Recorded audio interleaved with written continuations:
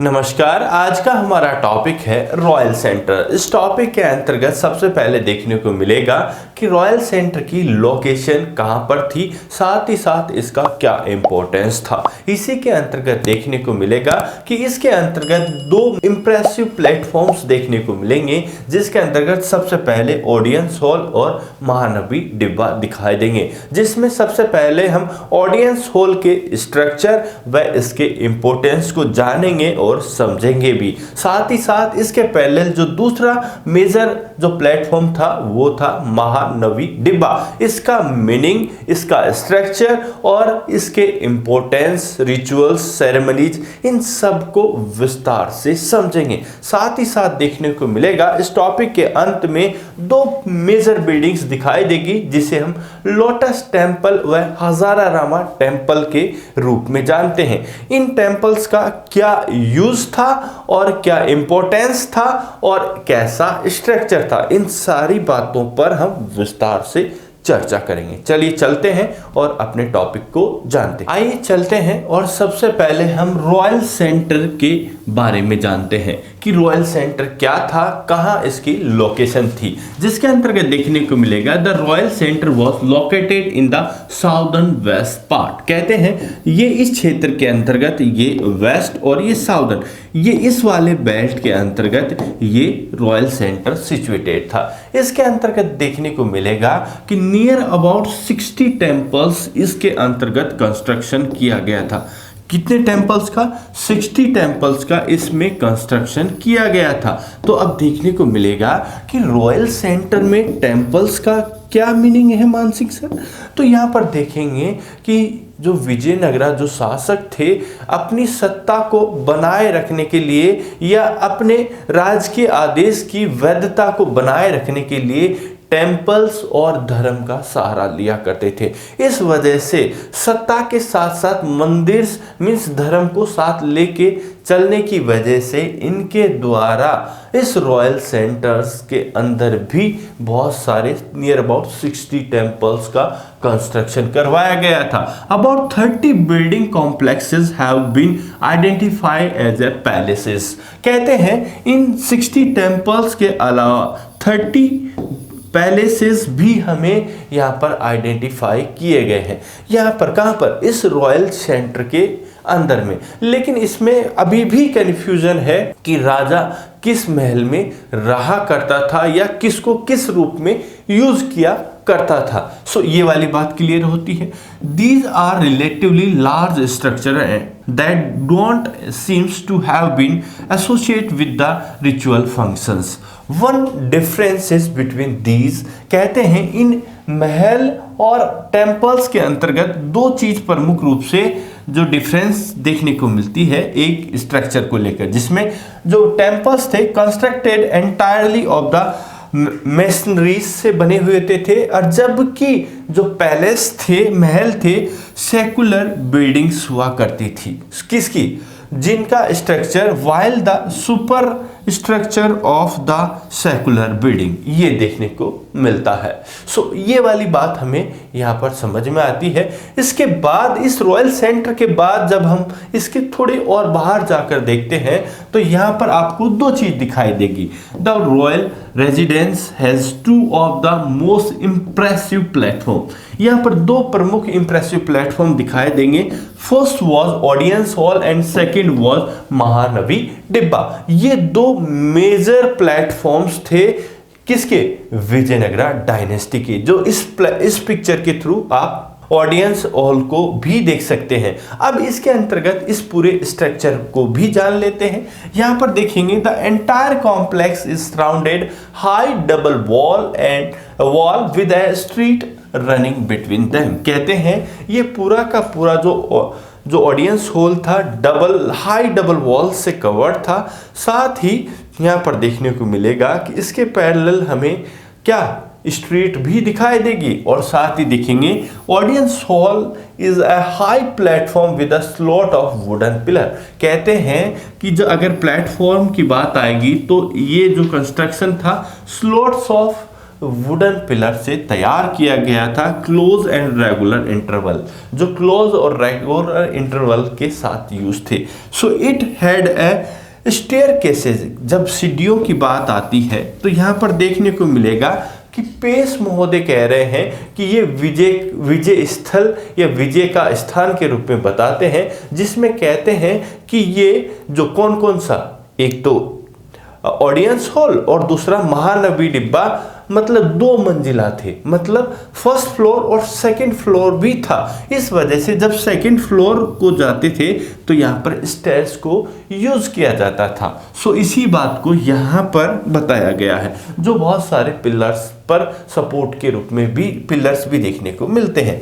The pillars being closely spaced would have left little free space and thus it is not clear what the hall was used for. कहते हैं इसके अंतर्गत जो audience hall था इसका importance तो था, लेकिन अभी भी लोगों के अंतर्गत ये कंफ्यूजन है कि मोस्टली इसका पर्टिकुलर कोई स्पेसिफिक यूज क्या था।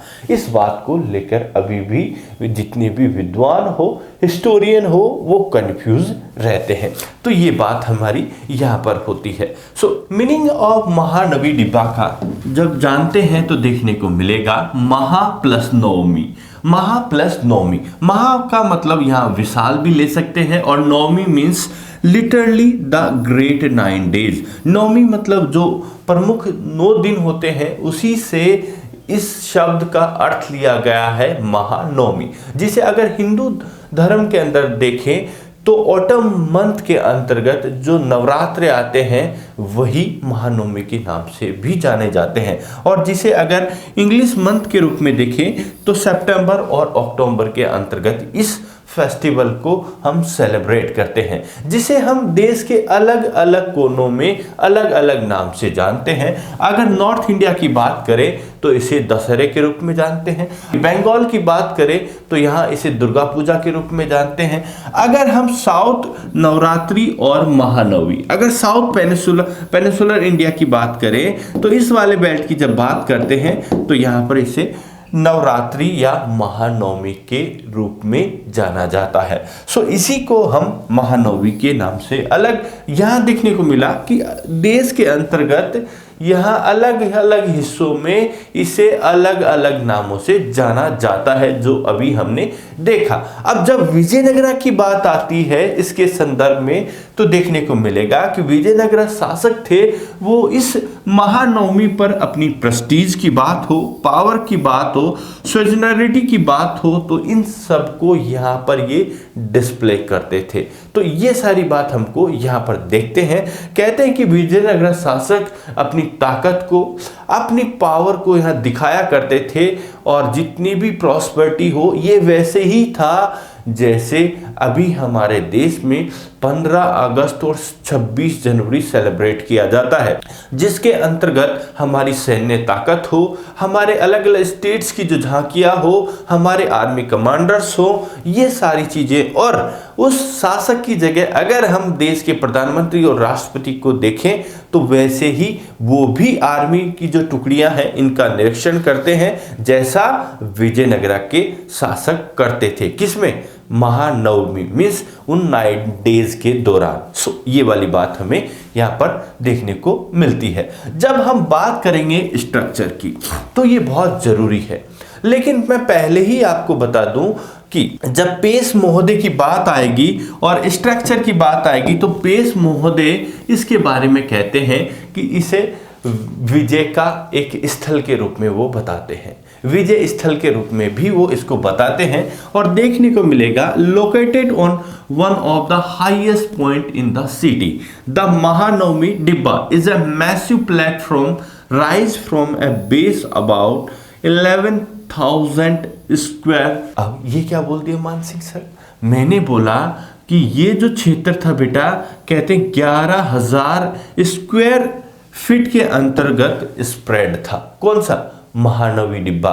जब इसके हाइट की बात आएगी तो ये 40 फीट इसकी ऊंचाई हमको ऐसे देखने को मिलती है। और जब पूरे एरिया को देखें तो वो 11,000 स्क्वायर फीट देखने को मिलता है। और जब हाइट की तो ये 40 फीट ऐसे स्ट्रेट देखने को मिलेगा, स्ट्रेट ऐसे। तो ये वाली चीज हमको देखने को मिलती है। आगे जब देखते हैं, there is evidence that it supported a wooden structure. कहते हैं कि ये जो जितने भी सपोर्ट के लिए इसमें जो पिलर्स होते हैं वो वुडन स्ट्रक्चर के बने हुए होते थे। जब भी आप पुराने घरों को देखेंगे, मैं खुद गांव से हूं, तो वहां जब कच्चे घर बनाए जाते थे तो बीच में वुडन का जो एक, जैसे आज लेंटर होता है वैसे वुडन का दिया जाता था। तो यहाँ पर भी वैसे ही कॉन्सेप्ट हमको स्ट्रेट देखें या वैसे देखें, जैसे गांव में छान देखे होंगे सब बच्चे, तो वहां पर साइड में भी वो उसको टिकाए रखने के लिए साइड में ऐसे ऐसे पिलर की तरफ खड़े रखते हैं और बीच में भी लकड़ी का लगाते हैं और वैसे सपोर्ट ऐसे करके बनाते हैं। तो ये हट के रूप में वैसे भी देख सकते हैं, वैसे ही लकड़ी के यहाँ डिजाइंड है। अगर रॉयल सेंटर है तो उतना ही भव्य होगा, तो भव्यता जरूर ये देखने को मिलेगी, लेकिन स्ट्रक्चर वैसा ही होगा शायद। Okay, so there is evidence that it support a wooden structure. जब नेक्स्ट बात आएगी, the base of the platform is covered with the relief carving. कहते हैं इनके जो रिलीफ ऑफ कार्विंग से यहाँ पर वर्क किए हुए दिखाई देगा इसके चारों ओर। जैसे रेलिंग्स पर प्रदक्षिणा पथ के अंतर्गत, जैसे बुद्ध धर्म के अंतर्गत अलग अलग चित्र उकेरे जाते थे, यहाँ पर अलग अलग डिजाइन्स बनी हुई देखने को हमें मिलती है। सो ये वाली चीजें स्ट्रक्चर के अंतर्गत हमको देखने को मिलती है। जब इसके बाद हम चलकर देखते हैं कि विजयनगरा जो शासक थे अपनी पावर और प्रेस्टीज और सुजेनरिटी को डिस्प्ले करने के लिए बहुत सारे काम किया करते थे। वो क्या थे, जिनको हम सेरेमनी एंड परफॉर्मेंस के रूप में हम देखने को मिलता है। Worship of image. कहते हैं कि जिस प्रकार नवरात्रि के दौरान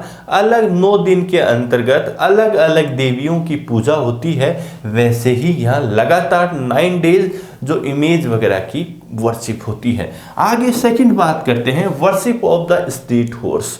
यहाँ पर जो घोड़े हैं उनकी भी वर्शिप होती है। साथ ही साथ आपको ये भी पता है कि नवरात्रि में जो देवी को बलि भी दी जाती है, जिसमें हमें देखने को मिलता है यहाँ बफेलो या कोई अन्य एनिमल की बलि भी दी जाती थी इस 9 डेज के दौरान। साथ ही साथ डांस की बात आती है तो यहाँ जितने भी रिचुअल और प्रैक्टिस होते थे उसमें मतलब यहाँ 9 डेज कंटिन्यू डांस भी देखने को मिलता है। Okay, next wrestling matches means कुश्ती के जो मल्ल युद्ध भी इस दौरान कंडक्ट करवाए जाते थे, जो यहाँ पर एक प्रमुख दर्शनीय स्थल के रूप में देखे या भव्यता दिखाने के लिए देखे तो वैसे भी काम यहाँ पर किए जाते हैं। साथ ही देखेंगे processions of the caparisoned horses, elephants and chariots and soldiers, as well as the ritual presentations before the kings and his guests by the chief naikas and the subordinate kings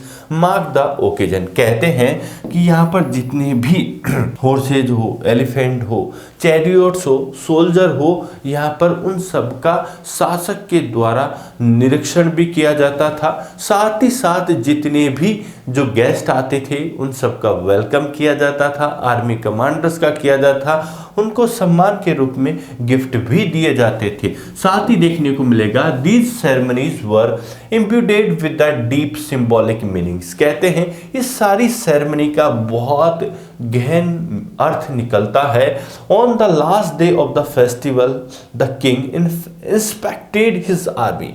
कहते हैं जो विजयनगर के शासक होते थे वो लास्ट 9वें दिन अपनी आर्मी को इंस्पेक्ट करते थे, जैसे परेड के दौरान होती है वैसे, और अपनी आर्मी के साथ साथ ये नायकाज की आर्मी को ओपन ग्राउंड के इंस्पेक्ट करते हुए देखा जाएगा। साथ ही देखेंगे on this occasion the नायकाज brought rich gifts. कहते हैं जितने भी इनके आर्मी कमांडर्स हुआ करते थे, नायकाज, अमर नायकाज, वो इनके लिए गिफ्ट लाया करते थे और साथ ही साथ जो टैक्स भी ये लाते थे और विजयनगरा साम्राज्य के जो शासक होते थे उनको दिया करते थे। सो ये सारी बातें यहाँ पर देखने को मिलती है कि महानवी डिब्बा एक बहुत इम्पोर्टेंट स्थल था इस विजयनगरा डायनेस्टी के अंतर्गत। लेकिन अभी भी बहुत सारी चीज़ें हमें कंफ्यूज करती है।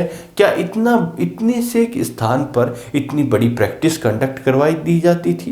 कैसे इतने छोटे स्थान के आसपास, अब जब इतिहासकारों ने खुदाई की, उसको जाना समझा, तो पाया जाता है कि वो इतना बड़ा स्थल तो नहीं है जैसा इसमें बताया जाता है। लेकिन फिर भी जैसा भी रहा हो, लेकिन ये महानवी डिब्बा विजयनगर की भव्यता और इसके पावर को डिस्प्ले करता है। ये सारी चीजें हमें यहां पर देखने को मिलती है। Other buildings in the royal centre की जब बात आती है तो दो मेजर बिल्डिंग हमें दिखाई देती है। First is a lotus temple and second is a Hazara Rama temple.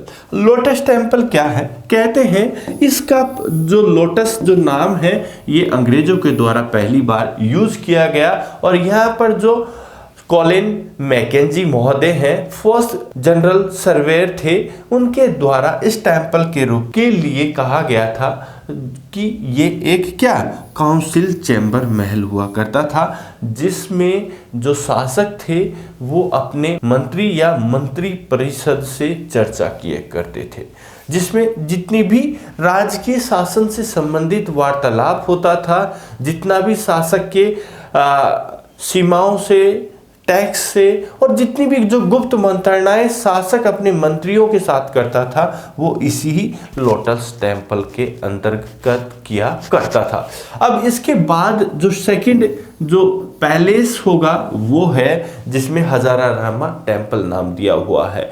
इसके अंतर्गत राजा अपने परिवार के साथ रहा करता होगा, ऐसा हमें एविडेंस भी देखने को मिलते हैं। कहते हैं इस पूरे के पूरे मंदिर की दीवारों पर यहाँ रामायण के चित्र उकेरे गए हैं, जिसमें भगवान राम के अयोध्या से निकलने, वनवास जाने और वापस आने तक की सारी बातें यहाँ पर चित्रित की गई है। सो ये वाली बातें हमें यहाँ पर देखने को मिलती है, जिसमें जो लोटस टेम्पल और हजारा रामा टेम्पल को हम देखते हैं। इनका न केवल राजकीय इंपॉर्टेंस था, बल्कि इनके जो स्ट्रक्चर से लेकर इनके आर्किटेक्चर की जो भव्यता थी वो भी बहुत उत्कृष्ट हमको दिखाई देती है। सो इस टॉपिक को बहुत अच्छे से तैयार करना, क्योंकि इस पर रेगुलर क्वेश्चन पूछे जाते हैं सीबीएसई में। सो ओके, तो ये वाली बात आप इस टॉपिक के अंतर्गत देखेंगे। और फिर वही बात कहते हैं, जो अच्छा लगे तो आप कमेंट बॉक्स में अपनी राय देना और पढ़ते रहिए, आगे बढ़ते रहिए। Thank you very much and have a good day.